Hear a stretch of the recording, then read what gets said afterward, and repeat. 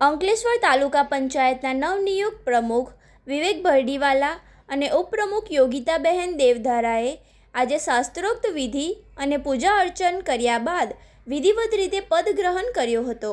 પદભાર સંભાળ્યા બાદ પત્રકારો સાથેની વાતચીતમાં નવનિયુક્ત પ્રમુખ વિવેક ભરડીવાલાએ તાલુકાના સર્વાંગી વિકાસ માટે પોતાની કટિબદ્ધતા વ્યક્ત કરી હતી. તેમણે જણાવ્યું હતું કે અમારો મુખ્ય હેતુ તાલુકાના પ્રત્યેક ગામને સ્વચ્છ, સુંદર અને હરિયાળું બનાવવાનો છે.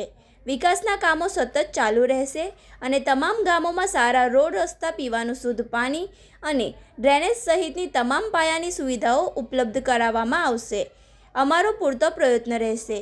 તાલુકા પંચાયતની આગામી 2.5 વર્ષની ટર્મ માટે પદાધિકારીઓએ પર્યાવરણની જાળવણી પર વિશેષ ભાર મૂક્યો છે.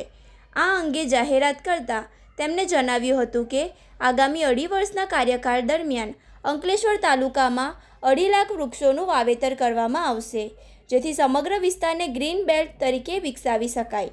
આ પ્રસંગે રાજ્યના પાણી પુરવઠા અને જળ સંપત્તિ મંત્રી ઈશ્વરસિંહ પટેલની વિશેષ ઉપસ્થિતિ રહ્યા હતા અને ભાજપ તાલુકા પંચાયત થકી વિકાસની અવિરત યાત્રા આગળ વધુને વધુ વધે તેવી શુભકામના પાઠવી હતી. આજ રોજ અંકલેશ્વર તાલુકા પંચાયતના પ્રમુખ, ઉપપ્રમુખ અને કારોબારી ચેરમેન તરીકે અહીંયા વિધિવત પૂજા અર્ચના કરીને ચાર્જ લેવામાં આવે ત્યારે તાલુકા પંચાયતના પ્રમુખ શ્રી વિવેકભાઈ ભરડીવાલા, ઉપપ્રમુખ શ્રીમતી યોગિતાબેન અને કારોબારી ચેરમેન શ્રી કિરીટભાઈ માસ્ટર, આ તમામને હું ખૂબ ખૂબ શુભેચ્છા પાઠવું છું.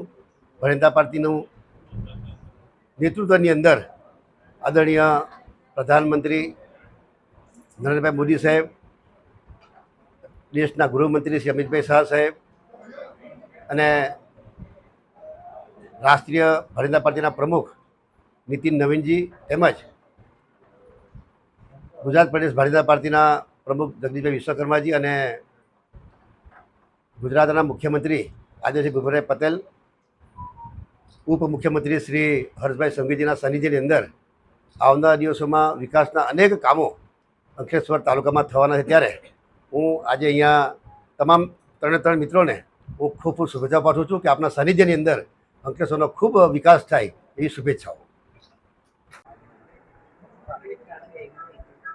આજે અમારા મોવડી મંડળે જે અમને જે સ્થાન આપ્યું છે, અમારા પ્રમુખની અમને જે આજે ચાર્જ અમે આજે અમારો ચાર્જ લીધો છે, તેથી અમારા ઈશ્વરસિંહ પટેલ સાહેબ, ગુજરાત સરકારના મિનિસ્ટર છે, એમનો ખૂબ ખૂબ આભાર. અને આજે અમે એક સંકલ્પ લઈએ છીએ કે આવનારા અમારા 2.5 વર્ષની ટર્મમાં અમે 2.5 લાખ જેટલા વૃક્ષોનું વાવેતર અને જતન કરશું, એવી આજે એક સંકલ્પ લઈએ છીએ. અને વિકાસના કામ તો અમે સાથે કરવાના જ છે. વિકાસના કામો જે ભાજપના વિકાસના કામો અમે સાથે બધા રહીને કરશું.